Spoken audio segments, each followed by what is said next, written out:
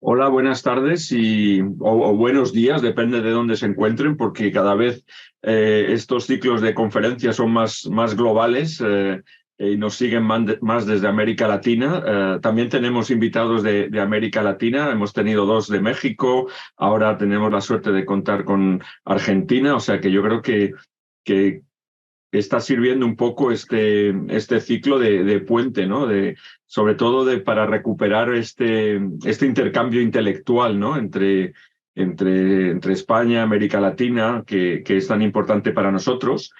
Y nada, darles la bienvenida a este último webinar, a esta quinta y última conferencia que hemos hecho de este ciclo. Hoy nos toca hablar de conflictos ambientales y geopolítica y la posición de China y Japón en las negociaciones del cambio climático. Un tema que yo creo que incluso también van a ver en China, porque hemos recibido por Twitter algunos retweets y comentarios y que yo creo que es fundamental porque hablar de cambio climático es cada vez más imperioso y los países en Asia como China y Japón obviamente tienen mucho que decir. Así que sin más voy a dar la palabra, bueno, agradecer nuevamente a la Universidad Autónoma de Barcelona y en concreto pues tanto a Blay como a David, que es los artífices de este máster de estudios globales en Asia Oriental, pues contar con Casa Asia. Y nada, se nos ha hecho corto, pero bueno, justo antes de empezar ya estábamos hablando en las posibilidades de temas para la próxima edición del año que viene, o sea que estamos contentísimos de poder continuar. Así que sin más, le paso ya la palabra a David, al profesor Saurí, para que continúe él con esta introducción. Cuando quieras, David. Muchísimas gracias, Rafa, y de nuevo pues agradecer a Casa Asia la hospitalidad que nos brinda y las facilidades que nos brinda para ofrecer este ciclo de conferencias. Bien, como ha comentado Rafa, este ciclo de conferencias está inspirado en un máster que impartimos desde hace 3 años en la Universidad Autónoma de Barcelona, la Facultad de Traducción e Interpretación, que lleva el título de Máster Universitario en Estudios Globales de Asia Oriental y que os quiero hacer una presentación muy breve porque para los que estéis interesados o interesadas tenéis la página web que podéis consultar, ¿no? Es un máster de 1 año de duración, de 60 créditos, que se imparte de octubre a junio, más o menos, y que está en estos momentos en el estadio de preinscripción. Es un máster que se imparte en inglés y en castellano, o sea, es importante decir que no se necesita ningún conocimiento previo de ninguna lengua de Asia Oriental, precisamente porque es un máster orientado hacia el exterior, un máster global. En este sentido, pues el idioma global, como sabéis, es el inglés, al menos de momento, y bueno, y el español también tiene muchísima importancia, ¿no? O sea que no pedimos ninguna lengua, simplemente que podáis entender inglés y castellano, ¿no? Y es muy importante también decir que la modalidad es presencial, ¿no? Brevemente, el plan de estudios está estructurado en un conjunto de módulos obligatorios, que son 3 módulos que son geopolítica, economía y medio ambiente, por un lado, política y sociedad de Asia Oriental, por otro lado, y productos culturales, discursos representacionales e identidades transnacionales, por otro lado. Esto es la mitad del máster, es el core, el centro, el núcleo de la docencia, ¿no? Aparte, hay también una asignatura de tipo más práctico, de estudios de caso, que intentamos formular mediante profesorado experto, estudios de caso vinculados con los módulos que os acabo de comentar. Y luego también hay la posibilidad de escoger una asignatura optativa de nuestros distintos programas de máster de la universidad y concretamente una asignatura optativa de 3 posibilidades asignaturas que se ofrecen en otros másteres, como el de máster de territorio del Departamento de Geografía, que ofrecemos la posibilidad a quien esté interesado de cursar una asignatura de turismo y otra de movilidad, y el máster de comunicación, que tiene una asignatura de medios comparados, ¿no? Y finalmente hay otro elemento muy significativo de nuestro máster, es lo que es el trabajo de fin de máster, ¿no? Que es una 4ª parte, son 15 créditos, es lo que culmina un poco la formación del alumnado en este máster. Y este trabajo de fin de grado tiene la peculiaridad, habréis observado que no tenemos una asignatura de prácticas per se, porque consideramos que en un año y la diversidad y la densidad de las materias nos parece que poner una asignatura de prácticas, además por también las características de muchos alumnos que trabajan, etcétera, es complicado, pero sí que ofrecemos la posibilidad que en el marco del trabajo de fin de máster a los alumnos interesados, siempre que su trabajo vaya en una dirección próxima al trabajo, a lo que sería la actividad de ciertas instituciones que nos apoyan, permitiendo que nuestros alumnos, los alumnos interesados con un TFM vinculado, puedan hacer una estancia de unas 100 horas como máximo en una de estas instituciones, como por ejemplo la propia Casa Asia, que ha acogido a nuestros estudiantes en las últimas ediciones en un número significativo, pero luego también la Fundación Rey Sejong de Corea, o el Instituto Confucio chino, o también Fundación Japón, y también algunas consultoras privadas que también pues, colaboran con nosotros, algunos organismos, etcétera, ¿no? Entonces, esto es un poco en síntesis lo que es la estructura del plan de estudios. Contamos con profesorado experto, profesorado, digamos, que está vinculado a la Facultad de Traducción e Interpretación y Estudios de Asia Oriental de la Universidad Autónoma de Barcelona. Muchos de estos profesores son nativos de países de Asia, de China, de Corea, de Japón, etcétera, y todos tienen una amplia experiencia de investigación y de docencia en estas materias, ¿no? Y evidentemente también hay un profesorado de estas asignaturas optativas. Y bueno, recordad un poco que el máster se imparte también por la tarde, de lunes a jueves. Tenéis los horarios también que todavía tenemos que prepararlos el próximo curso, pero que no van a variar mucho con respecto a los actuales. Es un máster, como he comentado, presencial, entonces pues es bastante intensivo, y ahí tenéis un poco también, si os interesa, hay que hacer una preinscripción. En estos momentos todavía estamos en el segundo periodo de preinscripción, ya hemos terminado el primero, y luego esto se resuelve mediante la aceptación o no de los alumnos preinscritos. Y luego la matrícula, el curso empieza la primera semana de octubre y la matrícula se realiza en el mes de octubre, ¿no? Toda la información que necesitéis la podéis encontrar en la página web, o si no, os podéis dirigir tanto al profesor Blai Warné como a mí mismo, que tenéis los correos, pondremos los correos electrónicos para cualquier duda, pregunta, etcétera, etcétera. Nada más, muchas gracias, y ahora pasaría la palabra al profesor Warné para que nos hiciera la introducción, la presentación de nuestro ponente, nuestro conferenciante de hoy, Pablo Gagliati. Adelante, Blai. Muchas gracias, David. Gracias, profesor Sauri. De hecho, bien, como sabéis, estamos ya en el último de los webinars de este ciclo de estudios globales de Asia Oriental que hemos estado realizando con la colaboración de Casa Asia. Y hoy tenemos la conferencia del doctor Pablo Gagliati y Miyashiro. Antes, permitirme simplemente, dado que es ya el último webinar, contaros un poco que estamos muy contentos de poder haber realizado este ciclo de conferencias, porque de hecho materializan el enfoque que llevamos a cabo en el máster universitario, máster oficial en estudios globales de Asia Oriental. Todos y todas sabemos que Asia Oriental es quizás la región más dinámica del planeta, tanto por su volumen económico, financiero, como por el impacto cultural, social, político que tiene más allá de sus fronteras, como por también los movimientos humanos y también las repercusiones ecológicas. Hoy hablaremos de ello que genera en el entorno global. En la Universidad Autónoma de Barcelona llevamos más de 30 años trabajando estas dinámicas. Empezamos en los años 80, en la década de los 80, primero con las enseñanzas de la lengua china y de la lengua japonesa, a la que pronto incorporamos también la lengua coreana.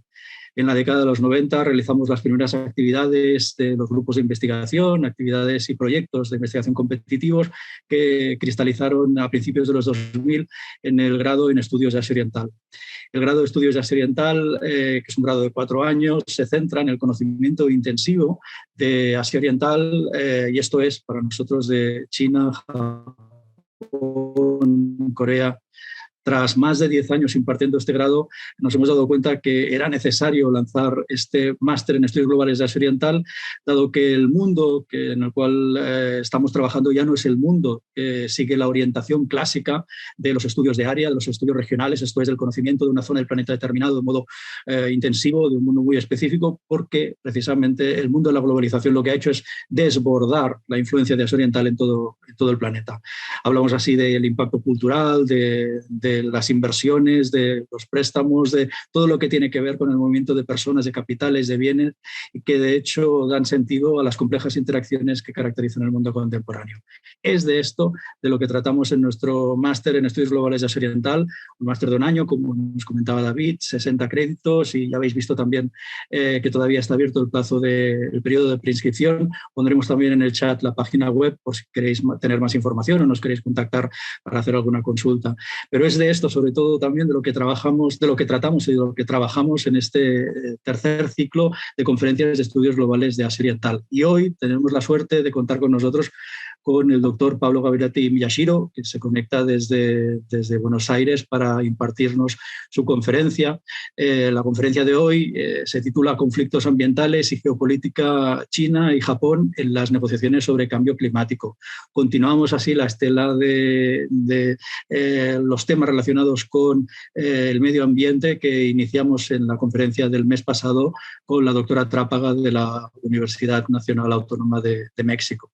En esta conferencia, Conflictos ambientales y geopolítica, China y Japón en las negociaciones sobre cambio climático, el doctor Pablo Gabirati Miyashiro nos adentrará en sus investigaciones, y para ello tengo el honor de presentarle. Antes de nada, quiero agradecerle su presencia hoy aquí y explicaros a todos que el doctor Gabirati Miyashiro es especialista en comunicación y ambiente por la Universidad Nacional de La Plata, en Argentina.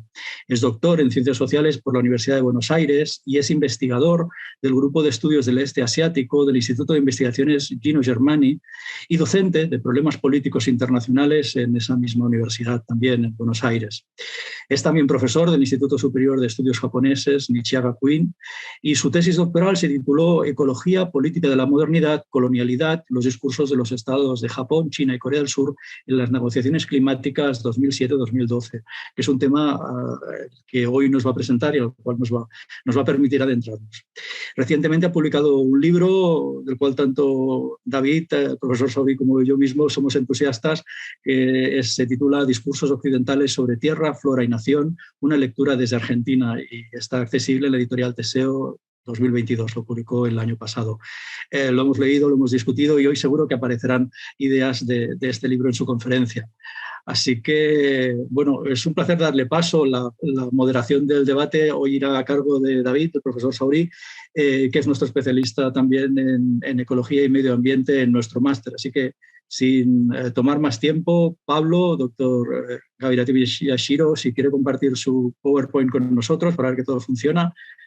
Gracias primero por la invitación, tanto de la Universidad Autónoma de Barcelona como de Casa Asia, y bueno, también un gusto ver ahí que el libro ha llegado también a la Universidad Autónoma de Barcelona, y realmente esta oportunidad para mí es muy interesante y provechosa, también para conectar con Argentina. Si el horario aquí en Argentina, quizás para estudiantes del terciario, muchos no podían conectarse, pero sí lo vamos a después retomar en las clases, tanto, bueno, esta conferencia en particular, quizás mis estudiantes ya conozcan mis posiciones, pero creo que todo el ciclo en sí es muy interesante. Yo de hecho estuve viendo algunas charlas anteriores relacionadas y ahora voy a mencionarlas porque de algún modo también me voy a apoyar en ellas, ¿sí? Así que bueno, la idea es hablar justamente de esta cuestión, no desde lo ambiental, pero desde la perspectiva de la geopolítica, hablar un poco de lo que entiendo como la geopolítica del desarrollo sustentable, y de ese punto de vista también entonces, bueno, hacer un foco en China y Japón.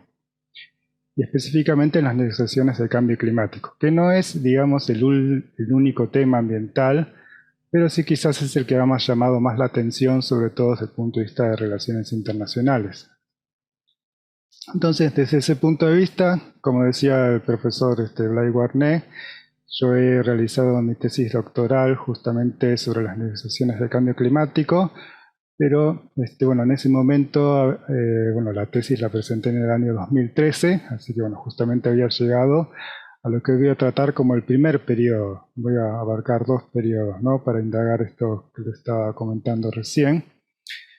El primer periodo que va desde el inicio de la Convención Marco de las Naciones Unidas sobre el Cambio Climático en 1992, que tiene un hito en el Protocolo de Kioto en 1997, hasta el año 2012, donde se empieza ya a empezar a construir una nueva arquitectura de las negociaciones climáticas. Y ese periodo de 2012 hasta la actualidad, más o menos 10 años y uno más, es el que está justamente inscripto con la reformulación que se establece en el Acuerdo de París. Y ahí justamente me parece interesante señalar que en esta transición de estos 2 periodos que yo estoy marcando, hay también un desplazamiento interesante y que es necesario observar de estos 2 actores justamente, tanto de China como de Japón, que obviamente tiene que ver con transformaciones en el escenario mundial, sobre todo en la cuestión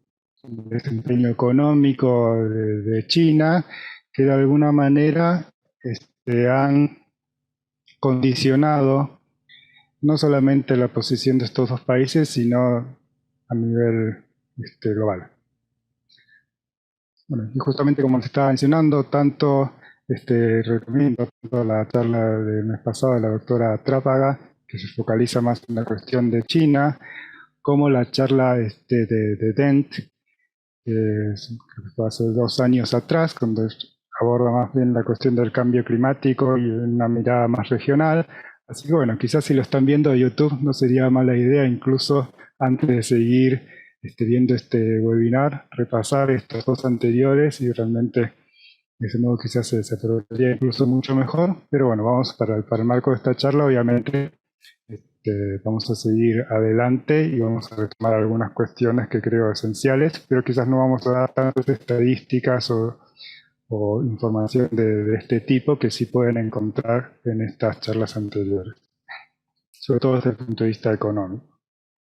Bueno, ¿por qué? Porque nos vamos a enfocar en la cuestión de la geopolítica. Antes que eso, muy brevemente, si bien entiendo que la gran mayoría sabe de qué se trata el cambio climático, es esto que parte de un fenómeno natural, digamos que de la atmósfera en sí misma se genera un efecto invernadero, que es lo que permite que haya una temperatura, digamos, que posibilite la vida, porque si no sería mucho más frío. Pero ¿qué pasa con los gases generados por las industrias o por la deforestación, el cambio de uso de la tierra? Este efecto invernadero, que antes era, entre comillas, natural, se ha habido exacerbado y entonces, bueno, ya las investigaciones de distintos científicos alrededor del mundo que sintetiza el panel intergubernamental sobre el cambio climático, ha desarrollado modelos por los cuales casi la totalidad de científicos acuerda en que se trata de un cambio climático antropocéntrico, o sea, generado por factor antrópico, que no se podría obtener en la observación de los datos que estamos viendo, por ejemplo, en los últimos 20 años, si no incorporamos el incremento de gases de efecto invernadero provocados, en principio en conjunto por la humanidad, que bueno, ahora vamos a discutir un poco esta idea del antropoceno, que también se ha generado desde la geología incluso, ¿no? Como una nueva era geológica causada por el impacto global de la humanidad. Y eso, bueno, para tomar solamente una fuente, y hay muchas que seguramente conocen o si no pueden ver, hoy por hoy ya lo que estamos discutiendo no es si va a haber cambio climático, sino la magnitud de ese cambio climático, porque no es lo mismo que se llegue a hablar de 1 grado de suba de temperatura media mundial a 2 grados, que es más o menos en los que están los esfuerzos por las negociaciones climáticas, pero hoy por hoy no son para nada llamativos o no está fuera de los cálculos que lleguemos a una suba de 3 grados o de 4 grados incluso, con los cuales obviamente los impactos en numerosas dimensiones de la vida cotidiana, incluso como tiene que ver la alteración de los ciclos del agua o la disponibilidad de elementos, o bueno, incluso la vida en nuestras ciudades con las olas de calor que han habido en diversas partes del mundo, ¿no? En el caso de Japón, incluso también un mayor riesgo de los tifones.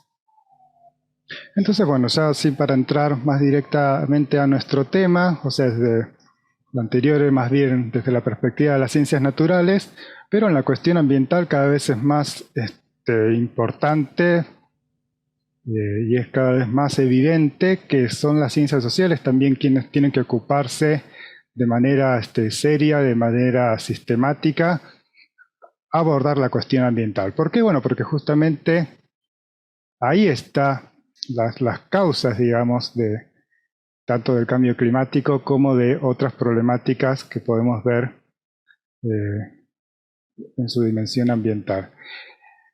Y cuando estamos hablando de una arquitectura o de un nivel internacional, ¿por qué la cuestión ambiental es algo que se puede trabajar a nivel mundial? Bueno, tenemos que aquí estos 3 hitos que también son muy conocidos, pero vamos a repasar, sobre todo, por ejemplo, la cumbre de Estocolmo de 1972, es quizás la primera cumbre a nivel planetario, donde se empiezan a ver que, bueno, por ejemplo, la contaminación de un río que atraviesa de un país a otro no es algo que un Estado-nación pueda solucionar a nivel solamente interno, ¿no? Entonces, bueno, a partir de eso se generan también la creación del Programa de las Naciones Unidas para el Medio Ambiente ya desde el 72. Y en la cumbre de Río del 92, quizás la más importante que hemos tenido hasta la fecha en cuanto a las decisiones que se han tomado ahí, los llamados principios de Río, que ahora vamos a retomar, y allí también se ponen a la firma 2 convenciones que son fundamentales, la que nos convoca hoy, que es la Convención de Cambio Climático, y también la Convención de Biodiversidad, que en los últimos años también hubo novedades al respecto, ¿no? Entonces, desde ese punto de vista, bueno, también el cambio climático justamente es una problemática que ningún Estado-nación puede resolver por sí mismo. Pero a partir de aquí entonces se empiezan a generar quizás algunas tensiones o disputas que ahora nos interesa justamente remarcar para pensarlas desde ese punto de vista, ¿no?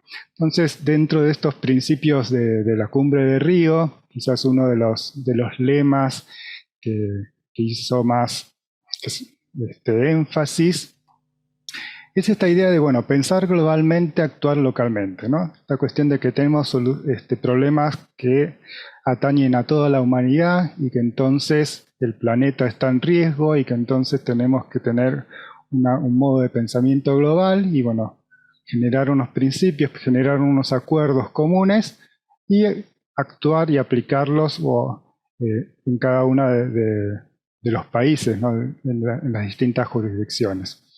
Pero también en la misma cumbre de Río, y que también se va a ver aplicado en las negociaciones de cambio climático, se asienta lo que se llama el principio de las responsabilidades comunes, pero diferenciadas. Este es el punto más importante. ¿Qué quiere decir? Que, bueno, por ejemplo, si bien el cambio climático está generado, podríamos llegar a decir, por la humanidad, en realidad hay desequilibrios, hay desigualdades, y obviamente hay algunos países que son más responsables que otros en la emisión de esos gases de efecto invernadero, aunque las consecuencias son a nivel planetaria, incluso también los países que tienen quizás menor nivel de infraestructura, los llamados países en vías de desarrollo, son quizás quienes tienen menos capacidades para responder a esos efectos que ocasiona el cambio climático que otra vez están generados más bien por los países del norte global.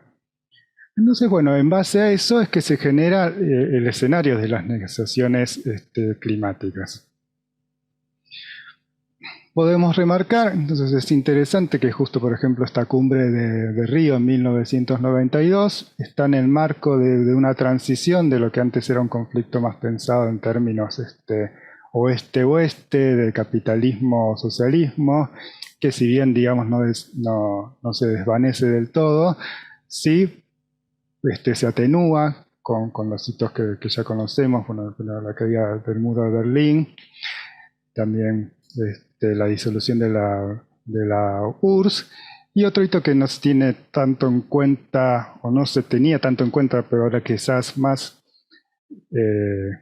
está cada vez más presente, es por ejemplo el acercamiento de China con Estados Unidos en la era incluso de Nixon y Mao, ¿no? Eso ya fue más anterior. Entonces, bueno, ese marco que de alguna manera ordenaba la geopolítica a nivel mundial va yendo a una transición que está cada vez más definida por este contrapunto entre un norte desarrollado y un sur subdesarrollado, por lo menos que se lo piensa así. Y entonces ahí es donde, bueno, la interpretación de este principio de las responsabilidades comunes pero diferenciadas es cada vez más importante. Eso quizás desde el punto de vista de las negociaciones. ¿Cómo se lo puede estudiar desde las ciencias sociales y quizás más específicamente desde las relaciones internacionales? ¿Cómo se lo puede trabajar también desde ahí? Bueno, como decíamos, este cambio climático es global, pero existen diferentes modos de entender qué es lo global, ¿no? O cómo está compuesta ese sistema internacional. Desde perspectivas más institucionalistas, quizás se hace más énfasis en esta cuestión de, bueno, por ejemplo, de la teoría del juego, el llamado dilema del prisionero, en el cual, bueno, se hace énfasis en que si los distintos actores tienen desconfianzas los unos de los otros, y entonces no estoy seguro de que si yo actúo de forma correcta, el otro actor también lo va a hacer. Eso acentúa comportamientos, digamos, llamados egoístas, que al final de cuentas terminan perjudicando a todas las partes, ¿no? Pero bueno, quizás ese tipo de enfoques peca en un formalismo y en decir que todos los actores justamente están más bien en condiciones iguales, que son actores que hacen un juego y que no tienen, digamos, un bagaje diferencial. Cambio desde otras perspectivas, yo puse ahí ecología política, pero podría llegar a decirse incluso perspectivas de la justicia climática o la justicia ecológica. Por ejemplo, bueno, de ecología política tenemos a Martínez Alier, que es un referente de allí. Se empieza a remarcar más bien la idea de que, bueno, justamente hay una conflictividad, hay un acceso desigual tanto a los bienes ambientales y a los servicios ambientales como a la contaminación y a los pasivos ambientales, que también se puede ver en el cambio climático, ¿no? Y que entonces se empieza a decir que existe, este es un término quizás puede sonar provocativo, pero bueno, justamente la idea es eso, provocar el pensamiento y la reflexión, que existiría una colonización de la atmósfera. ¿En qué sentido, no? Si la atmósfera es un lugar donde se depositan estos gases de efecto invernadero, bueno, hay países que la han ocupado de manera desproporcional y que otros países del sur global que necesitan también emitir gases, porque eso significa desarrollo industrial, ya no pueden hacerlo porque estos países del norte han ya colonizado la atmósfera, ¿no? Entonces, bueno, ese tipo de debate justamente va a ser central a la hora de entender la postura de China. Más allá de primero decir si China actúa bien o mal, quizás podríamos también incluir al menos la perspectiva de cómo China ha trabajado la cuestión del cambio climático. Entonces, bueno, me parece muy interesante y justamente también estoy muy contento de participar en este ciclo en el marco de una maestría, de un máster de estudios globales de Asia Oriental, porque justamente me parece interesante esta interrelación, como decía también explicaba el profesor Barnet, desde el punto de vista del enfoque quizás más clásico de los estudios de área, puede ser de una región o incluso de un determinado país, y cómo eso se puede interrelacionar y se puede potenciar con una perspectiva de los estudios globales, ¿no? Y también lo contrario, ¿no? Porque como decíamos recién, a veces hay algunas miradas de la globalización que tratan, que tienen una tendencia hacia puntualizar tendencias más homogéneas o hablar de que existe un proceso de mundialización en el cual muchas veces se diluye esta cuestión de las desigualdades mundiales, ¿no? Entonces, bueno, por ejemplo, encarar el cambio climático también desde las dos corrientes principales de las relaciones internacionales, uno puede decir, bueno, queremos salvar al planeta, salvar a la humanidad, bueno, haciendo un poco una caricatura de qué podría ser esa posición, frente a otras posturas de que desde la Realpolitik dicen, bueno, no, en realidad lo que cada Estado siempre hace es tratar de favorecer su posición, la posición de ese Estado, su seguridad a nivel internacional, y va a hacer todo lo posible por siempre hacer prevalecer su criterio nacional. Entonces, desde ese punto de vista, las negociaciones de cambio climático tienen realmente pocas posibilidades de éxito si impera esa lógica. Bueno, entonces, ¿cómo lo podemos discutir? Ahora lo vamos a ver. Pero en todo caso, para analizar estas tensiones entre, bueno, los idearios más desde el punto de vista de que, bueno, todo el planeta tiene que actuar en conjunto y que es una crisis de la humanidad y que entonces tenemos que llevarnos por esos ideales o por esos objetivos que tienen realmente un desafío muy concreto, que son los escenarios de cambio climático que mencionamos al inicio, y que realmente toda la humanidad se va a perjudicar en conjunto. Bueno, no hablemos del planeta o de la biodiversidad, que quizás puede tener otras dinámicas, pero bueno, obviamente también se va a ver afectada frente a esta cuestión de, bueno, hacer más énfasis en las distintas estados-naciones, en los distintos actores que participan. Y bueno, y en todo caso, para entender la lógica en la cual cada actor participa, cada estado-nación participa en estas negociaciones, también justamente hay que quizás considerar la historicidad, la trayectoria de estos actores. Y en la tesis doctoral justamente elegí trabajar, además que ya me desempeñaba en el grupo de estudios del este asiático, justamente me interesó cruzar la cuestión del cambio climático con Asia del Este, por una serie de cuestiones que, bueno, desde que hice la tesis hasta hoy se han incluso reafirmado, sobre todo este primer punto de que es una región que lidera el crecimiento económico mundial en los últimos años. Hoy por hoy se habla de China, pero ya tenemos también el antecedente de Japón en la posguerra y también Corea del Sur, y si lo ampliamos al continente asiático, bueno, todavía mucho más con la India, las proyecciones que hay al respecto. Bueno, ocupan lugares estratégicos en las negociaciones internacionales, sobre todo Japón y China.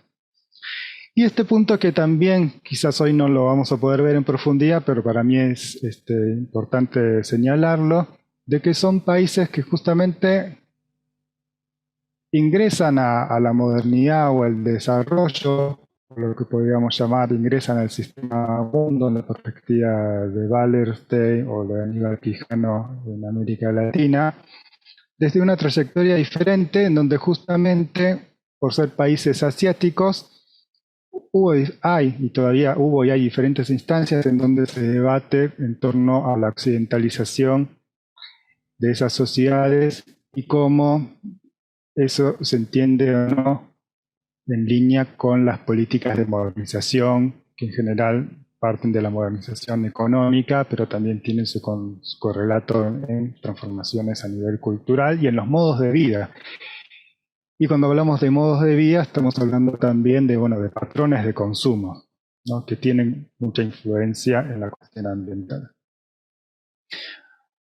Bueno, avanzamos un poco más en referencia, a qué otras formas de analizar la cuestión ambiental global desde las relaciones internacionales. Me parece interesante el libro de esta investigadora, que ya tiene unos 20 años, pero justamente es uno de los antecedentes que a mí me resultó muy interesante a la hora de hacer la tesis, donde recuperando aspectos de la teoría crítica para analizar justamente la racionalidad instrumental de la modernidad,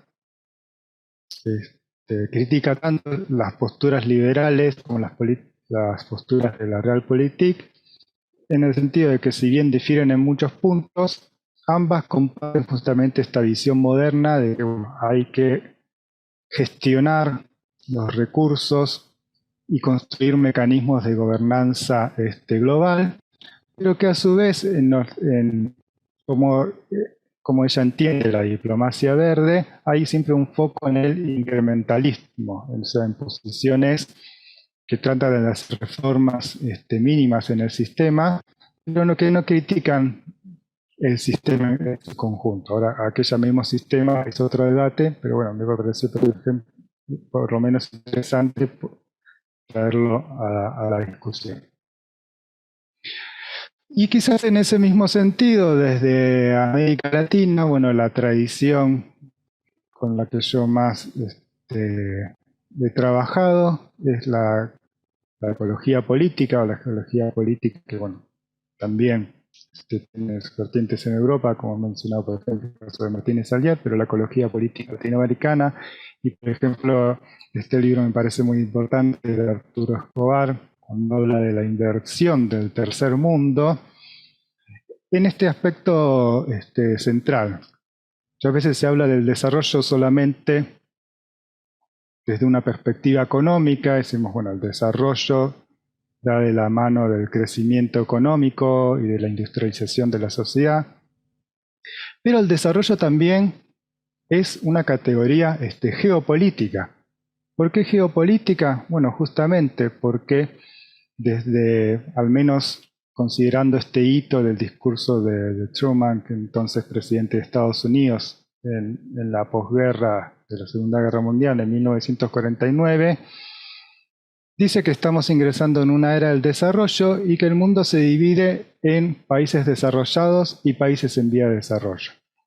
Entonces, al mismo tiempo que establece, digamos, un objetivo, que es el desarrollo económico, divide y clasifica de alguna manera el mundo. Y entonces, a su vez, los países en vías de desarrollo son aquellos que deben aprender o aquellos que deben, digamos, incorporar las perspectivas y las políticas de los países desarrollados. Y entonces es a partir de este esquema que Estados Unidos también proyecta su influencia a nivel internacional, en ese momento también en el marco de la Guerra Fría, pero que quizás esta concepción continúa hasta hoy y justamente quizás es incluso más importante cuando estamos hablando de, bueno, cómo se proyecta hoy un desarrollo sustentable, ¿no? Que incorpore también la dimensión ambiental. ¿Hasta qué punto ese desarrollo sustentable es diferente a los idearios más clásicos del desarrollo si los consideramos desde un punto de vista geopolítico, ¿no? Donde hay países que tienen el poder de algún modo de marcar directrices a nivel global y otros que las reciben de manera quizás más pasiva en algunos casos. Bueno, vamos a ver las respuestas que sean en distintos países. Y ahí es que, bueno, para la tesis en su momento había desarrollado esta categoría de la geopolítica del desarrollo sustentable, que a mí me parecía una categoría intermedia que me podía justamente mediar entre lo que sería el análisis del corpus más específico, que yo tomé más bien documentos diplomáticos o informes técnicos de China y Corea y Japón específicos en las negociaciones del cambio climático, pero me parecía que era importante entender esos documentos también en un marco más, digamos, llamámoslo estructural desde la perspectiva del sistema mundo y sobre todo de la historia de la inserción de estos países en justamente ese sistema mundo. Entonces, bueno, para dar como también a manera de caricatura, pero para que se entienda quizás un poco más la idea, bueno, como este fragmento de del Estado de China del 2008, que dice como un país en desarrollo, China todavía tiene un largo camino que recorrer en su industrialización, urbanización y modernización. Esta idea de que China es un país todavía atrasado y que se reconoce justamente entonces como un país en desarrollo, sí tiene un vínculo con lo que es esa historia larga de lo que se ha llamado retrospectivamente el siglo de la humillación y que empieza justamente con, bueno, lo que conocerán como las guerras del opio, los procesos al menos de semicolonización de China, primero por las potencias occidentales y después se suma Japón. Entonces, bueno, para China, en un primer momento, vamos a ver que el cambio climático era más bien como un desafío a su soberanía nacional, de que otra vez las potencias occidentales querían controlar la posibilidad de que se desarrolle y que querían que China siga siendo un país semicolonizado. Entonces, bueno, ahí, por ejemplo, una categoría intermedia que media entre ese escenario histórico de inserción de China en el sistema mundo con un documento puntual en las decisiones de cambio climático, tiene que ver con esta idea que China proclamó para esa época del derecho al desarrollo, ¿no? El derecho que tienen los países en desarrollo a alcanzar el mismo desarrollo que justamente ya han logrado las potencias del norte global. Entonces, bueno, así se entiende, digamos, la lógica, después podemos criticarla o no, pero por lo menos para entender la lógica en la cual los actores hacen sus estrategias climáticas. Y lo mismo se podría decir en el caso de Japón, también tomando una cita muy puntual de Shinzo Abe, más o menos para la misma época, en su primer mandato más breve del 2007, decía: Asia es el centro del crecimiento del mundo y si negamos este tema, corremos el riesgo de crear impactos negativos en el futuro del mundo entero. Así, ahí ya quizás Shinzo Abe está obviamente posicionando a Japón como un país desarrollado y tratando de convencer también a otros líderes del Asia, entre los cuales obviamente está China, de que tenemos que ser responsables frente a esto.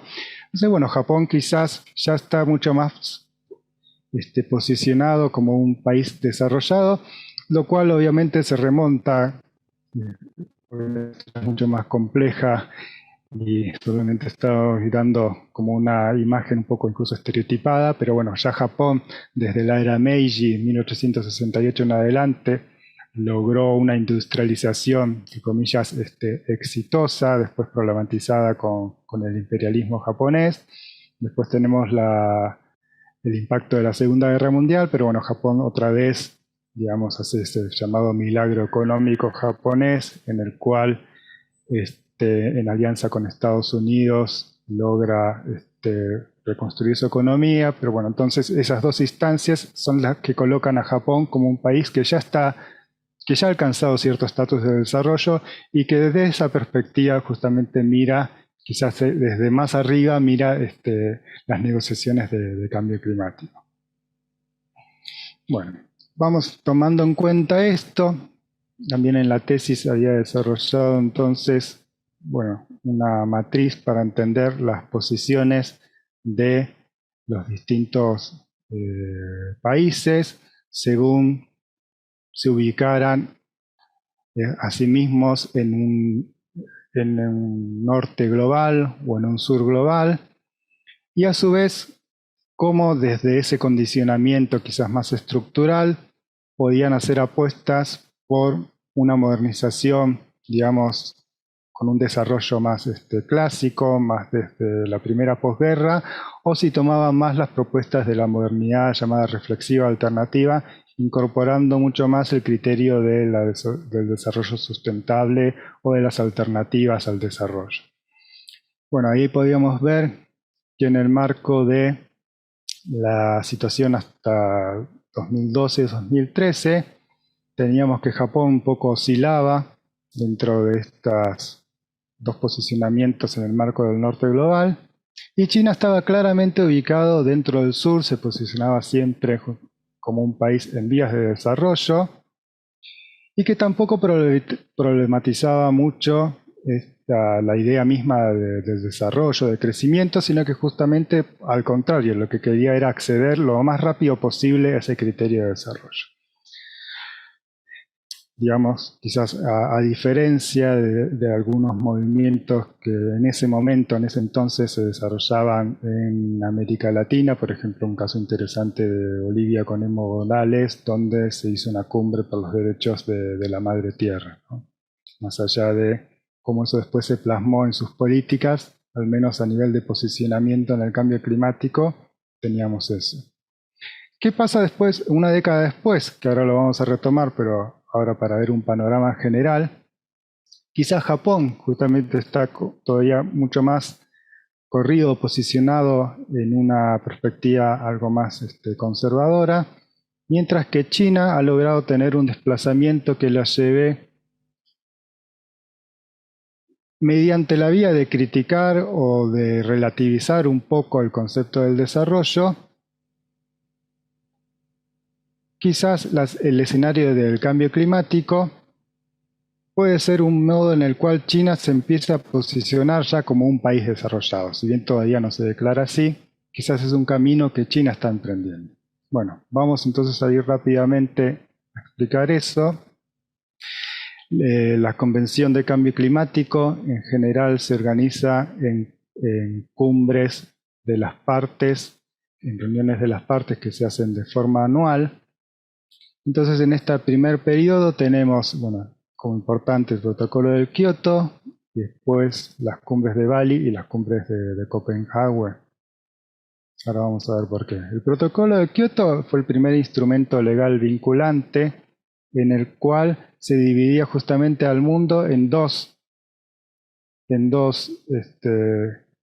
conjuntos de países. Los países anexo 1 eran justamente aquellos que eran considerados desarrollados, y los no anexo 1 los no desarrollados. Entonces el protocolo de Kioto solamente exigía obligaciones de reducción de las emisiones contaminantes para los países anexo 1. Y en ese contexto justamente Japón fue el único país asiático que se consideró anexo 1. O sea, Asia, una gran región del planeta, pero solamente Japón, justamente por esto que decíamos antes, ¿no? Su desarrollo económico más acelerado con el antecedente de Meiji y después lo que es de la posguerra, ¿no? En cambio, China en ese contexto no tuvo demasiadas dificultades para ubicarse justamente en el marco de los países del sur global, como miembro incluso del bloque más importante del G77, y se rehusó a declarar que de reducciones incluso a nivel voluntario de esas emisiones. ¿Qué empieza a pasar con este protocolo de Kioto? Que si bien se firma en el 97, para que entre en vigencia necesitaba la adhesión de al menos de países del anexo 1 que sumaran en conjunto un 55% de las emisiones, y ahí es cuando Estados Unidos, sobre todo con el Partido Republicano y en ese momento George Bush, empieza de alguna forma a bloquear el protocolo. Pero lo que nos interesa remarcar es que justamente ya de manera temprana Bush empieza a decir que Estados Unidos no ratifica el protocolo de Kioto porque, por ejemplo, no está incluido China, que la categorizaba como el segundo principal emisor de gases, ¿no? Más allá de eso, entonces, tanto Japón como China lo ratifican un año después, en el 2002, y es un protocolo que entra en vigencia en el 2004 con el ingreso de Rusia, y que establece su primer periodo de cumplimiento entre el 2008 y el 2012. Pero ¿qué va a empezar a pasar en esos años? Más que a cumplir, más que a dirigir sus esfuerzos en cumplir el protocolo del Kioto, por el mismo hecho de que Estados Unidos nunca lo ratificó, y también por las críticas que empiezan ahora vamos a ver esto, por las críticas que se empiezan a posar sobre la categoría de los gigantes emergentes, dentro de los cuales está China, se empieza a desplazar la atención por el cumplimiento de este protocolo de Kioto, que como decíamos dividía el mundo en dos, haciendo como una definición bastante contundente de este principio de las responsabilidades comunes pero diferenciadas, y se empieza a establecer una negociación en dos vías, ¿no? Y acá tenemos que en el año 2007, en la COP de Bali, justamente se sanciona una hoja de ruta que establece esta doble vía de negociaciones. Una que todavía tenía la tarea de seguir trabajando dentro del protocolo de Kioto, y la otra que ya empieza a pensar en un nuevo marco de cooperación a largo plazo, se empieza a hablar, y que después justamente va a ser el marco en el cual surge el Acuerdo de París en el año 2015. Pero bueno, todavía en ese camino es donde Japón y China se van a posicionar de manera muy diferente, ¿no? Japón justamente entonces posicionado como un país desarrollado y tratando de hablar de la responsabilidad que implica eso, a veces tratando de mediar entre, bueno, justamente su alianza con Estados Unidos, que todavía mantenía esa actitud reacia, sobre todo el Partido Republicano, con la Unión Europea, que en general siempre se posiciona como líder constructivo de las negociaciones climáticas, y obviamente Japón también tratando de que China esté presente en esas negociaciones por el ascenso económico de China y por lo que ya estaba empezando a pasar, sobre todo desde que China entra a la OMC desde el 2003 en adelante, ¿no? El crecimiento económico cada vez más acelerado. Entonces ahí tenemos, por ejemplo, bueno, justo en ese periodo hay un momento en el cual gobierna el Partido Democrático Japonés en vez del Partido Liberal Demócrata, que en general, como quizás sepan, ha gobernado en la posguerra japonesa. Pero bueno, por ejemplo, acá tengo un testimonio de un diplomático japonés, Genba, en el año 2012, que habla en estos términos, ¿no? Que desde que se llevó a cabo la cumbre de Río en 1992, 20 años después, muchos países en desarrollo alcanzaron un crecimiento económico asombroso. ¿A quiénes se está refiriendo? Obviamente, sin mencionarlo, a China, ¿no? Entonces, de que hoy ya debemos superar la vieja dicotomía de países desarrollados y países de desarrollo para hablar de un desarrollo global sostenible, ¿no? Entonces, acá otra vez entra en juego esto de los criterios y de la geopolítica, donde, bueno, de alguna forma Japón está diciendo, bueno, olvidemos, ¿no? O relativicemos este criterio de las responsabilidades diferenciadas, porque lo más importante en todo caso son las responsabilidades comunes y el destino común de la humanidad, ¿no? Por eso entonces es que antes decía una posición globalocéntrica en este sentido, ¿no? Y a su vez sumemos que Japón ya tenía un año antes la crisis de Fukushima, lo cual obviamente implicó debates sobre la energía nuclear de parte de la sociedad civil que se opuso a la continuidad de esta energía, ¿no? Lo cual después se revirtió, pero también es un factor a considerar. ¿Qué pasa con China? Bueno, acá es donde China, digamos, tiene una posición bastante contundente respecto de la crítica a lo que es dentro de sectores académicos, que como sabemos a veces en China están ligados también a directrices políticas, bueno, no todos, pero en ocasiones es así, se empiezan a formular la teoría de la responsabilidad de China, en el sentido de que, bueno, Occidente culpa a China del cambio climático, cuando en realidad, ¿qué estaría pasando, ¿no? Desde la perspectiva china, justamente, bueno, es importante a nivel organizacional que se crea en el 2007 un grupo específico para trabajar con cambio climático, pero que está bajo la órbita de la Comisión de Reformas y Desarrollo Nacional, ¿no? No está bajo la órbita del medio ambiente, sino del desarrollo, porque para China en este momento el cambio climático no es una cuestión económica. El cambio climático no es una cuestión ambiental, sino es una cuestión de desarrollo y de soberanía nacional. Eso lo decían así.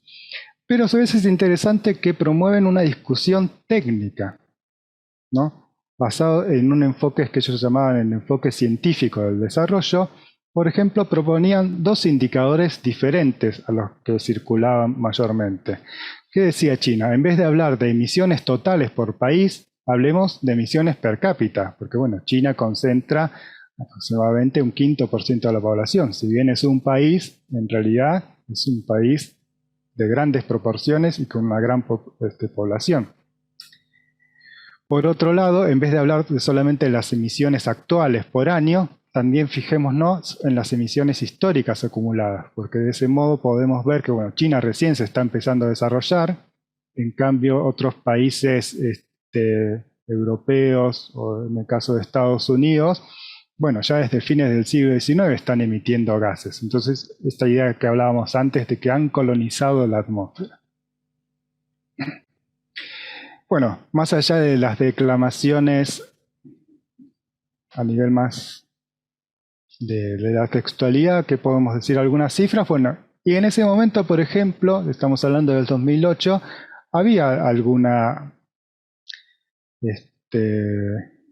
eran significativas. Por ejemplo, si bien China en el 2008 representaba el 17% de las emisiones a nivel global, tomando solamente esa foto, mientras que Japón, por ejemplo, era el 4%, si tomábamos las emisiones por cápita también del mismo año, las de China eran mucho más bajas que las que tenía Japón, y eran también bajas que la mayoría, que todos los países desarrollados, y que incluso era más baja que algunos otros países en vías de desarrollo, ¿no? Entonces, por eso es que China denunciaba esta cuestión de que el cambio climático era un intento de cercenar el derecho al desarrollo de China.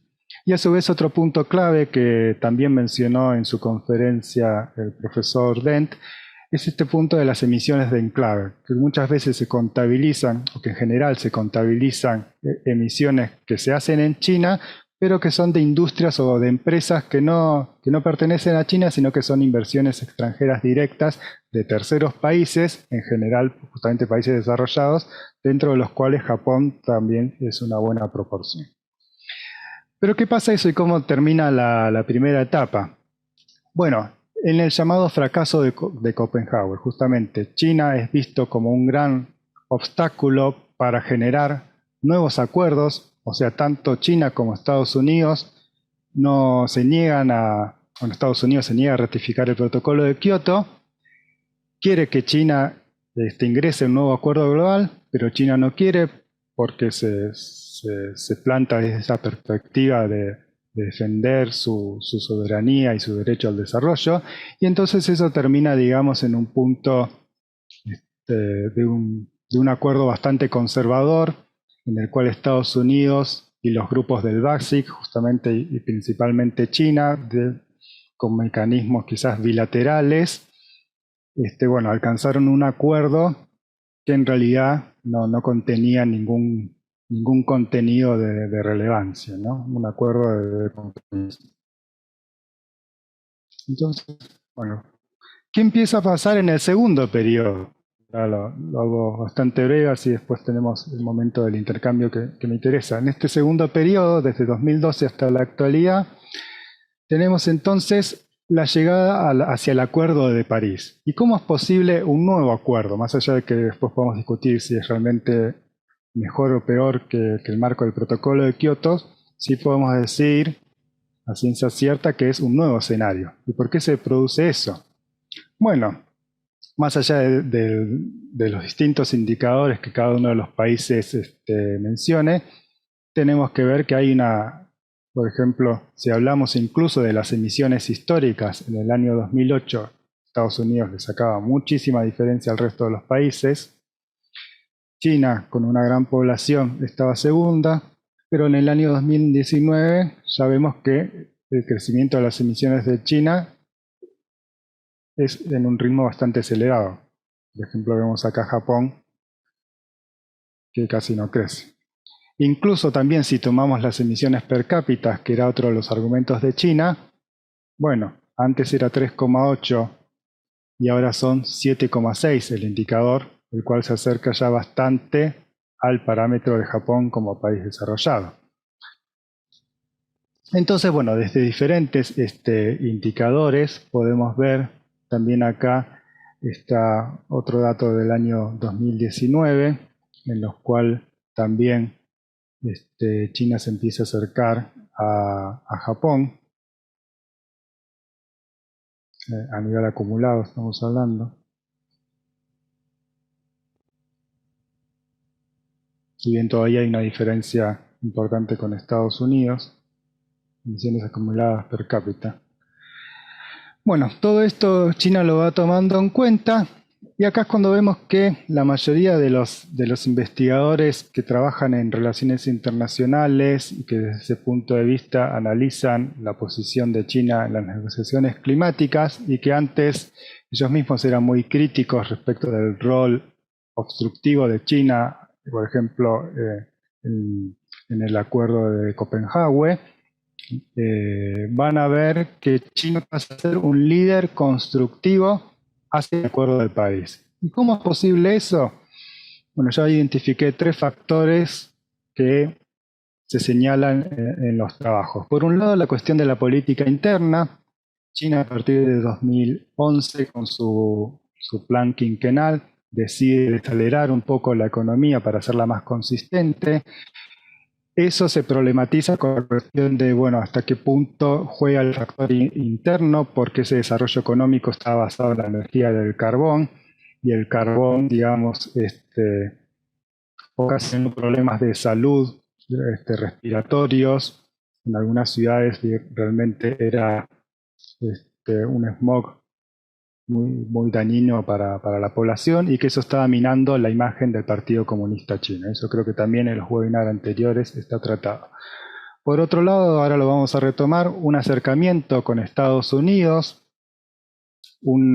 y sobre todo desde la asunción de Xi Jinping en el 2003, una búsqueda de mayor protagonismo de China en el escenario internacional, digamos a nivel general, y que en ese marco también hay que tomar mayores.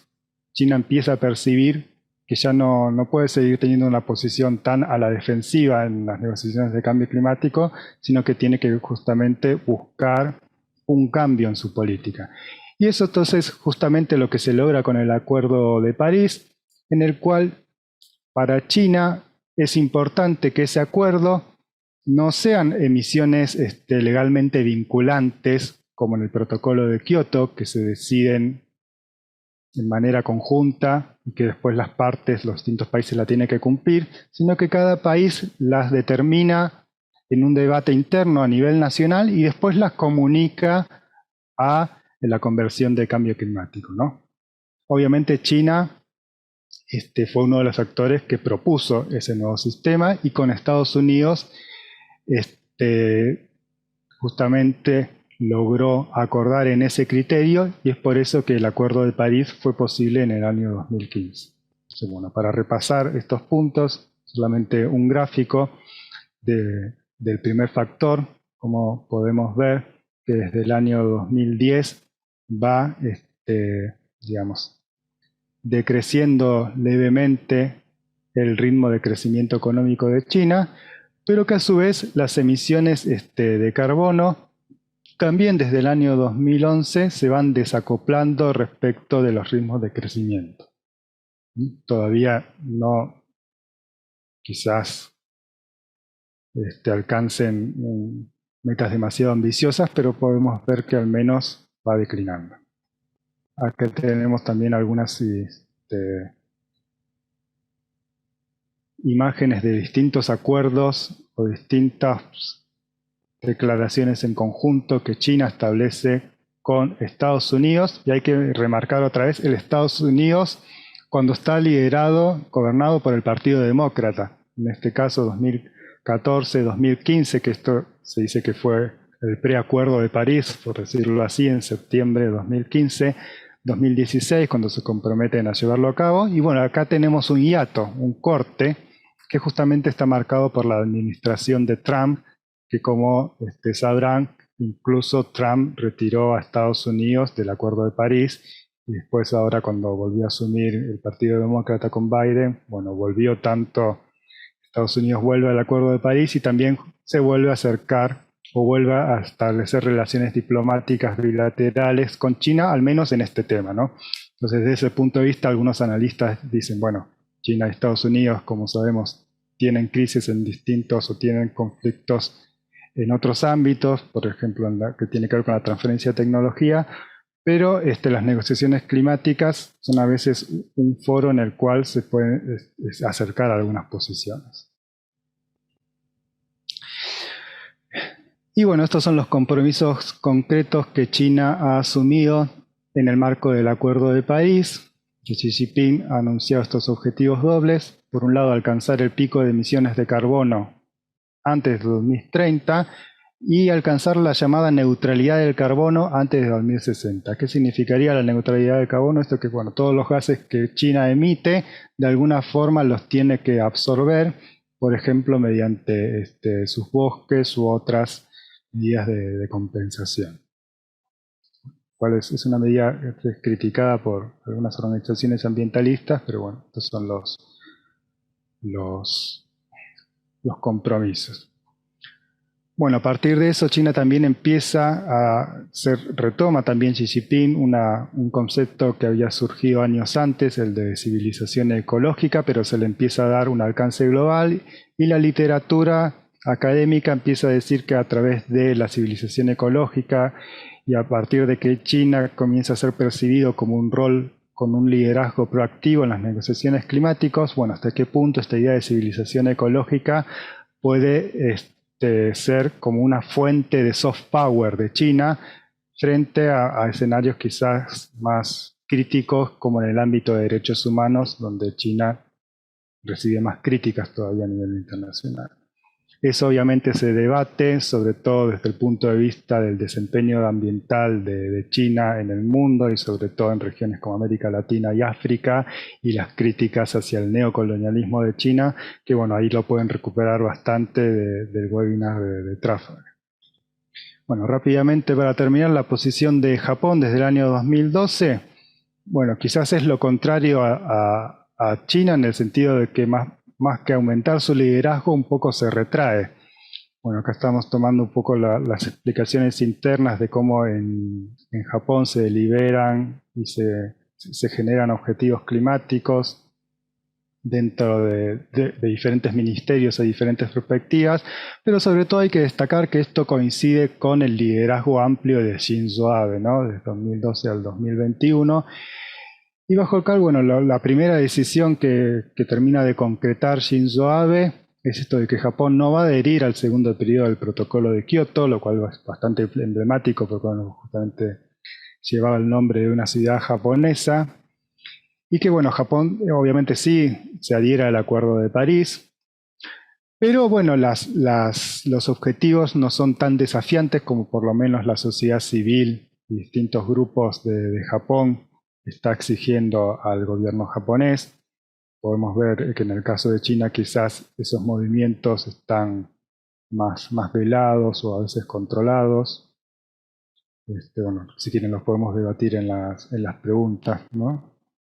Pero entonces, por ejemplo, en el 2015 Shinzo Abe propone una meta de 26% de reducción en base al año 2013, lo cual sería similar a prometer 18% de reducción en base al año 1990, lo cual a su vez, y perdón que esto es un poco confuso quizás, sería algo no muy diferente a lo que Japón había prometido en el protocolo de Kioto, que era un 6% de reducción, pero en el marco de que la crisis climática está cada vez peor. Cuando después se asume Suga, un poco quizás para diferenciarse del liderazgo de Shinzo Abe, dice que de manera sorpresiva, o al menos la prensa no esperaba, que Suga anuncie que Japón busca el objetivo de neutralidad de carbono para el año 2050, ¿no? Ahí lo que China había prometido para una década después, ¿no?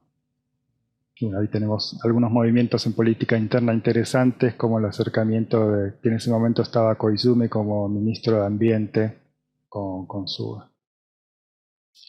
Bueno, más allá de eso, en una perspectiva más global, más allá de la falta de ambición, Japón parecería haber alcanzado el pico de emisiones en el año 2013, aunque bueno, más o menos se mantiene el mismo nivel de 1990 en adelante. Entonces ya sí, a modo de conclusiones, pues hay dos trayectorias que se cruzan. ¿En qué sentido? Por un lado, China, obviamente, con sus patrones de crecimiento económico que condicen con el crecimiento de sus emisiones de carbono, ya no puede eludir las críticas o de algún modo utiliza esa situación crítica para mostrar una imagen propositiva y ser percibida en algunos analistas como un liderazgo proactivo en el área de las negociaciones diplomáticas, y que eso podría tener un rédito incluso como un capital simbólico o llamado soft power, ¿no? Como que China se muestra como un líder en desarrollo sustentable, como decíamos antes, este viraje, sobre todo en el periodo en el cual Trump retiró a Estados Unidos del Acuerdo de París, como que China habría aprovechado ese vacío. ¿Y qué pasa con Japón? Quizás al revés. Japón mucho más preocupada por tratar de contener el ascenso económico de China, también debilitado por lo que fue la crisis nuclear de Fukushima, que todavía continúa de manera, o sea, no está totalmente resuelta, críticas de la sociedad civil, etcétera. Quizás ha adoptado una posición más conservadora, por ejemplo, no adhirió a este segundo periodo del protocolo de Kioto. Entonces justamente parece como un actor que más bien trata de pasar desapercibido en las negociaciones climáticas. Pero bueno, ahí agrego como reflexión final, más allá de estas trayectorias diferenciales que podemos ver, hasta qué punto entonces estos dos países obviamente están condicionados por la misma lógica, por un mismo criterio de la geopolítica del desarrollo, entre comillas, sustentable. ¿Qué quiere decir eso? Que todavía hoy por hoy, en el marco del orden internacional, los países buscan reconstruir su estatus en medio de su desempeño económico, ¿no? Por ejemplo, Japón, dice Japón en algún momento se perdió por la vía del imperialismo, se suele decir así en fuentes oficiales, más o menos parafraseándolo, pero que en la posguerra ha retornado a la senda de un crecimiento económico a través de la vía de la paz y del desarrollo, y que de ese modo Japón ha recuperado su estatus como un país importante, un país justamente desarrollado. ¿Y qué pasa con China también? Bueno, China, que ha sufrido el siglo de las humillaciones y que por mucho tiempo su población ha vivido en la pobreza. Bueno, hoy por hoy China crece, se desarrolla, es la segunda economía del mundo y entonces ha alcanzado un estatus también como un país relevante en el sistema internacional. Entonces, ¿hasta qué modo, de qué forma se podría quizás, a partir de un debate, de una reformulación justamente de lo que retomábamos antes, no son reformas dentro de ese mismo sistema o esa misma concepción, sino hay que apuntar también no solamente al sistema o al modelo económico, sino también al sistema o al modelo internacional en el cual se rigen los países en ese sistema mundo, ¿no? Y hasta qué punto entonces todavía ese modelo económico o ese estilo de vida norteamericano basado en patrones de consumo es algo al cual justamente aspiran todos los países, incluyendo Japón, obviamente, en toda la posguerra, pero también a China, ¿no? China confronta con Estados Unidos, pero también de alguna manera quiere alcanzar ese mismo estatus, ¿no? Si bien dentro de los modelos o de los discursos de la civilización ecológica también se hablan otros discursos de alcanzar el sueño chino, bueno, ¿hasta qué punto ese sueño chino es diferente a ese sueño o ese modo de vida norteamericano? Bueno, me detengo por acá, perdón si me pasé un poco, y ahora atento a los comentarios que pueda dar. Muchísimas gracias, Pablo. Doctor Gavirati, ha sido un placer escucharte y aprender a adentrarnos en todas estas negociaciones y todos los cumplimientos y no cumplimientos. Y, de hecho, sin más dilación, paso la palabra a David Saurí, al profesor Saurí, nuestro profesor en el Máster de Estudios Globales de Asia Oriental de Ecología y Geografía. Adelante, por favor. Vamos a hablar sobre esto, discutir sobre esto. Tenemos unos 15 minutos para hacerlo, así que cuando quieras, David. Muchísimas gracias, Blay, y Pablo, muchísimas gracias por una magnífica conferencia, muy innovadora en el sentido de que has planteado unos temas de una manera muy muy original, pienso yo, contrastando los dos casos de China y Japón, y creo que dando bastante en el clavo de un cambio significativo en el papel mundial de las dos naciones, ¿no?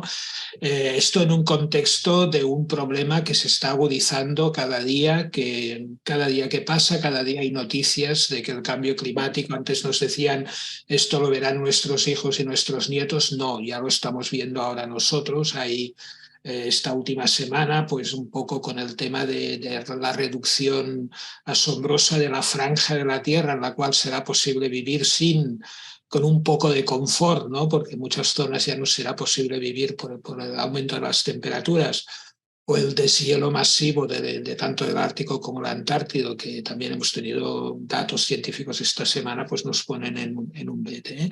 Yo lo que quisiera hacer básicamente en primer lugar, abrir el debate, abrir las preguntas al público, que por favor no veo ningún comentario en el chat, pero por favor, si tienen alguna pregunta, algún comentario, alguna reflexión sobre lo que nos ha comentado el profesor Gavirati, pues adelante. A ver si se nos anima alguien.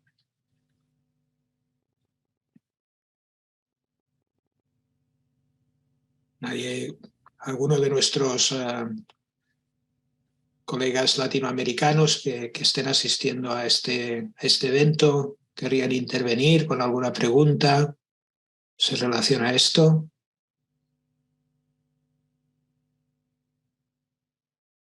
Bueno, pues abriré, me sabe mal, pero abriré yo un poco el debate. Yo tengo muchísimas preguntas planteadas. La primera, relacionándolo un poco con tu intervención, con tu última intervención, este cambio de roles, ¿no? ¿Hasta qué punto crees que Japón en realidad, es verdad que hay mucho la opinión de que Japón se ha vuelto un país ambientalmente en retroceso, ¿no? No hay la energía ni las propuestas que habían hace unas décadas y tal, ¿no? Y yo quería preguntarte hasta qué punto crees que Fukushima y el tema de la energía nuclear ha sido determinante en este sentido, ¿no? Porque claro, Japón jugaba a ser un país ambientalmente responsable con unas emisiones bajas de dióxido de carbono, porque la mayor parte de su matriz energética o buena parte de su matriz energética se basaba en la energía nuclear, que hasta la Unión Europea recientemente ha dicho que era, por presiones francesas, supongo, ha dicho que era una energía verde, ¿no? Un poco raro, ¿no? Pero esto sería la pregunta, ¿no? En el momento que pasa Fukushima y Japón debe cerrar la mayor parte de sus centrales nucleares y debe volver a los combustibles convencionales, al carbón, al petróleo, etcétera, etcétera. Esto sí, creo que tiene, no sé, me gustaría saber tu opinión en qué medida esto crees que ha influido en digamos, esta retirada de Japón del liderazgo ambiental del planeta. Bueno, creo que bastante, o sea, en dos puntos. Por un lado, en la cuestión más de la ecuación energética, como comentabas, digamos, algunas proyecciones que se hacían desde el Ministerio del Meteo, el Ministerio más económico, tenían que ver con incluso ampliar a la energía nuclear como una fuente de energía, digamos, entre comillas, baja en carbono, si bien sabemos, y bueno, Fukushima de algún modo nos ha demostrado que no es una energía segura y limpia en un aspecto más amplio, pero bueno, en el aspecto puntual del cambio climático podría aportar, digamos, una energía con más baja en carbono. Entonces, bueno, la crisis de Fukushima puso en riesgo esos escenarios, hubo que recalcular las proyecciones y bueno, si bien Shinzo Abe en su último periodo de alguna manera le renovó el voto de confianza a la energía nuclear, bueno, en un marco de un paradigma con los estudios ambientales, como sabemos, como modernización ecológica, es decir, bueno, no cambiamos nuestros patrones de consumo, no cambiamos el modelo económico, sino que en todo caso innovamos tecnológicamente para bueno, resolver los problemas sin grandes transformaciones en el tejido social, ¿no? Porque bueno, hacer lo otro, digamos, quizás implicaría mayores desafíos políticos, ¿no? Cómo reimaginar una sociedad en la cual justamente quizás no estemos tan dependientes de ciertos usos de consumo, no estemos tan dependientes en alcanzar ciertos patrones de consumo que la mayoría de la sociedad japonesa ya tiene. y que a su vez nos lleva a preguntarnos, bueno, por ejemplo, Japón, un país que tiene por lo menos 1 millón o 2 millones de hikikomoris, esos estudiantes o jóvenes que no salen de sus casas. Entonces, bueno, ¿cuál es el plan de vida para esas personas? Que digamos quizás cuáles son las expectativas o los horizontes de sentidos que tiene la sociedad japonesa, más allá de un modelo de desarrollo de consumo que ya ha alcanzado, digamos, cierta prosperidad, ¿no? Entonces, bueno, Japón está plenamente en el marco de esas problemáticas de los países ya desarrollados o postdesarrollados, ¿no? Frente a esos desafíos. Y por otro lado, creo que Fukushima de alguna manera también a nivel geopolítico como que dañó mucho la imagen ambiental de Japón, ¿no? O sea, Japón tiene, bueno, justamente en el libro ahí discutíamos esta idea de la armonía con la naturaleza, que viene más de la cultura tradicional, y en muchos aspectos Japón ha hecho uso, bueno, en los mismos discursos diplomáticos aparece esta idea de que Japón tiene una armonía con la naturaleza.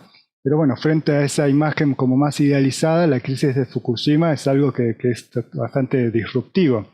Y entonces creo yo que frente a la necesidad de seguir usando la energía nuclear, no han sabido encontrar justamente, porque es muy difícil, una manera de utilizar ese soft power o potenciar ese soft power que Japón podría tener, de retomar esa cultura tradicional, son cosas que entran en conflicto, ¿no? Entonces me parece que como que Japón ha optado por el perfil bajo también en ese punto, no solamente porque ya la cuestión energética es más problemática, sino también porque la crisis de Fukushima es algo que está en la mente, está en la cabeza de la opinión pública a nivel internacional. Entonces, ¿hasta qué punto Japón puede seguir apostando por renovarse en desarrollo sustentable si sabe que bueno, la crisis de Fukushima todavía no es algo resuelto? Eso es algo que quizás se podría llegar a considerar.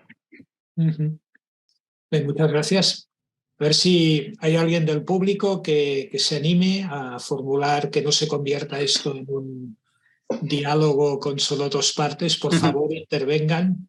Quizá el profesor Guarné quiere comentar si me algo. permites un momento, David, es que ahora precisamente lo que decía Pablo, el profesor Ravirati, me hacía pensar en la cultura Bosai de reducción de riesgos también, ¿no? Y bueno, que es también como un discurso que quizás también se intenta internacionalizar, pero que no sé cómo lo ves tú, cómo lo ve usted, entra también en conflicto con la realidad, ¿no?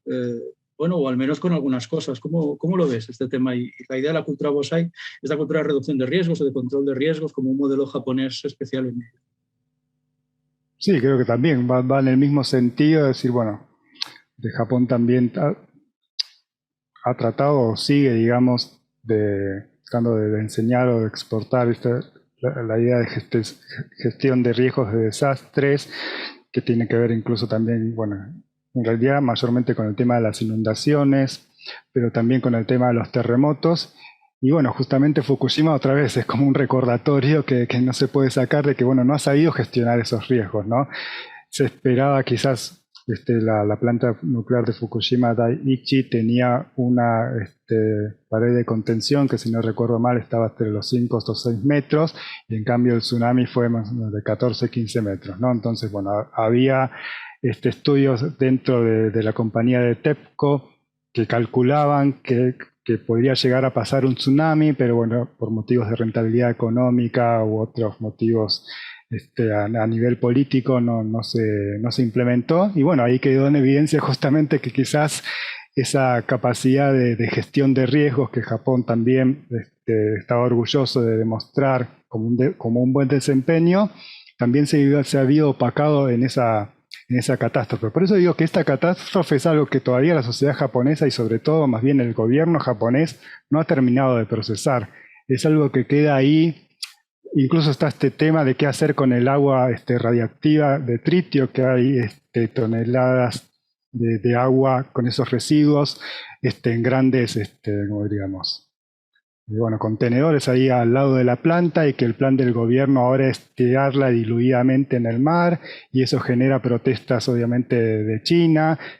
Japón dice que es seguro, pero obviamente hay desconfianza, o se utiliza quizás también ese tema para acrecentar más alguna rivalidad entre China y Japón. Pero más allá de eso es como que ese todavía es una herida abierta, no es que el tema de que la crisis nuclear fue en el 2011 y se terminó. Todavía sigue habiendo desplazados, pero sobre todo creo que es algo que ha afectado mucho a nivel de la imagen internacional de Japón y que creo que el gobierno sabe, es consciente de que no tiene un campo fértil, digamos, para seguir apostando a eso. Yo creo que en algún momento Japón lo va a tener que hacer. Creo que también en el marco del Partido Liberal Demócrata, por ejemplo, decíamos, ¿no? Koizumi, hijo, trata de embanderarse en ese recambio generacional, en tomar la bandera de, bueno, no necesitamos la energía nuclear, Japón tiene que reconvertirse. Por eso ahí en uno de los PowerPoint mostraba eso que circuló bastante por las redes sociales, de cuando Suga, el primer ministro, decidió no seguir en el cargo.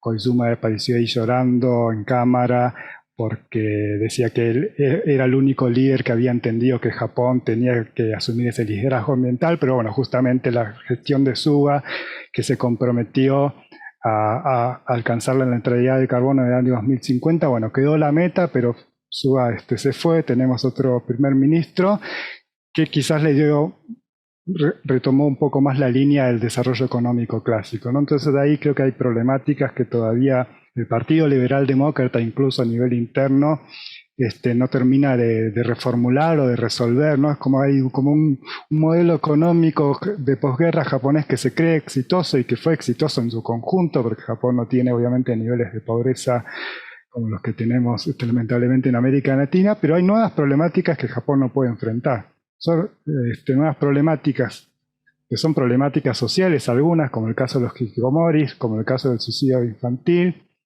que es la principal causa de suicidio en el estrato de hasta menos de 20 años.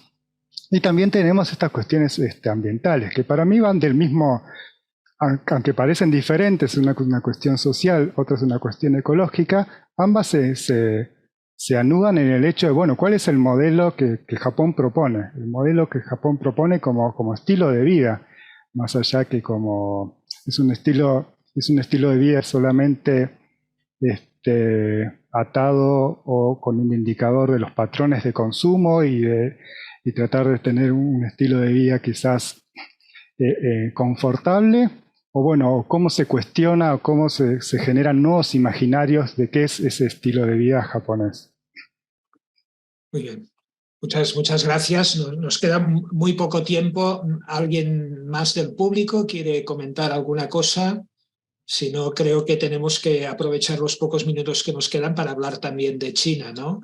Me llegó una pregunta, no sé si... a ver, sí, es verdad, sí, tienes razón, ahora la acabo de ver, sí. Es Andrés Villaboy que pregunta si acuerdos internacionales del cambio climático como el de París son vinculantes. ¿Existe algún tipo de medidas punitivas dirigidas a los países que incumplan los objetivos fijados? Si no, ¿qué cabe esperar de países como Japón o China, aunque todos en realidad, para que adopten políticas más radicales y efectivas para lidiar con el cambio climático? Muchas gracias, Andrés. Muy pertinente la pregunta. Bueno, eso es justamente uno de los desafíos principales de esto de la arquitectura internacional del cambio climático.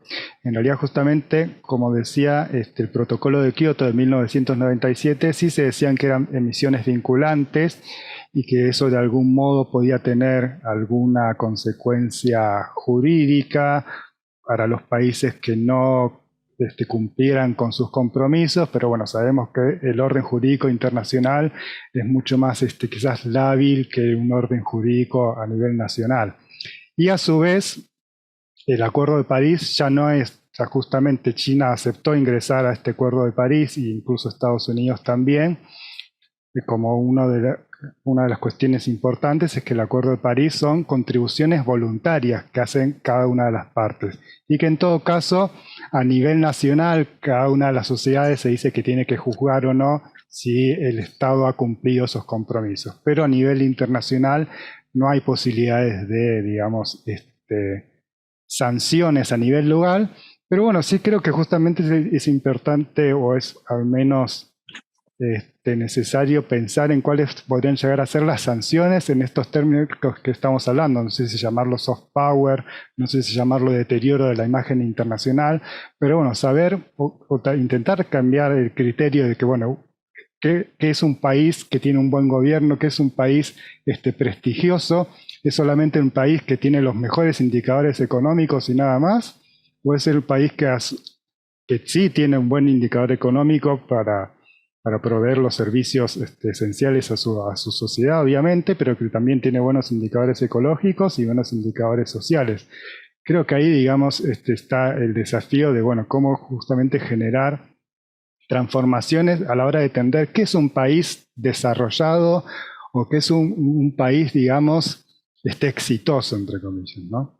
Que eso es lo que la geopolítica del desarrollo sustentable quizás tiene un criterio diferente, ¿no? Muchas gracias, Pablo. Creo que lo tenemos que dejar aquí. Por desgracia, se nos termina el tiempo. En todo caso, cedería la palabra si el profesor Blai Warner quiere decir algo. Sí, muchísimas gracias. Vemos ya que Rafael Bueno, director de Política, Seguridad y Programas Educativos de Casa Asia, se ha conectado, así que tenemos que ir cerrando. Ha sido genial y, de hecho, se nos quedan preguntas, pero bueno, no queremos despedirnos sin agradecer sobre todo a nuestro ponente, a Pablo Gavirati Miyashiro, y también David, al profesor Sauri, por esta magnífica discusión, y agradecer a Casa Asia por habernos acogido nuevamente en esta tercera edición del ciclo de estudios globales de Asia Oriental. Ha sido genial, nuestro agradecimiento lo extendemos también a los ponentes y las ponentes, al profesor Juan José Ramírez Bonilla del Colmex, a Ferran Pérez Mena de Durham University, a Irene González López de Birkbeck University of London, a Yolanda Trapaga de la UNAM y, por supuesto, a Pablo Gavirati de la Universidad de Buenos Aires, y a los moderadores también y moderadoras que nos acompañaron y que fueron Lluís Castillo de la Autónoma de Barcelona, Inés Arco de el CIDOB, Marcos Centeno de la Universidad de Valencia, Yacine Soler de nuestro máster de Estudios Globales de Asia Oriental en la Universidad Autónoma de Barcelona, en la UAB, y, por supuesto, a David Sauri, con quien compartimos la responsabilidad de coordinar este máster. Muchas gracias a todos y todas, y muchas gracias a Casa Asia. Cedo la palabra a Rafael Bueno y muchas gracias por habernos acogido nuevamente en este ciclo. Esperamos el año que viene organizar el cuarto ciclo de estudios globales de Asia Oriental. Cuando quiera, Rafa. Gracias, Blai. Bueno, a ver, sí. Bueno, yo estoy siempre conectado. Lo que pasa es que quito la cámara. Es verdad. Porque aprendo mucho, apareces... la verdad es que... No, este ciclo yo creo que es un gran ejemplo en que es muy variado, son temas además muy importantes y en el que aprendemos en cada webinar. Y yo la verdad es que cada ciclo, cada año aprendo más. Y nada, para nosotros es un placer el poder hacer este ciclo de webinars. El año pasado fueron 4, este año han sido 5, y estamos encantados de seguir con esta colaboración. Y nada, nos ponemos ya a pensar en el próximo y sin más, pues daros las gracias a Pablo desde Argentina, y a David y a ti, a Blai, por hacer posible y sobre todo tan fácil esta colaboración, que no siempre es tan sencillo, ¿no? El colaborar entre diferentes instituciones, y en nuestro caso es un placer. No solamente aprendemos, sino que además disfrutamos, o sea que no podemos pedir más. Y nada, el verano ya se acerca, el fin de las clases, y seguimos en contacto y pronto tendremos un nuevo ciclo. Así que un abrazo a todos y seguimos en contacto. Muy bien, muchas gracias. Muchas gracias, Rafa, Yasmin y Cristian. Gracias a todos. Pablo, muchísimas gracias por la conferencia, ha sido muy, muy, muy buena. Gracias, muchísimas Pablo. gracias a ustedes. Gracias por la conferencia. Seguimos en contacto.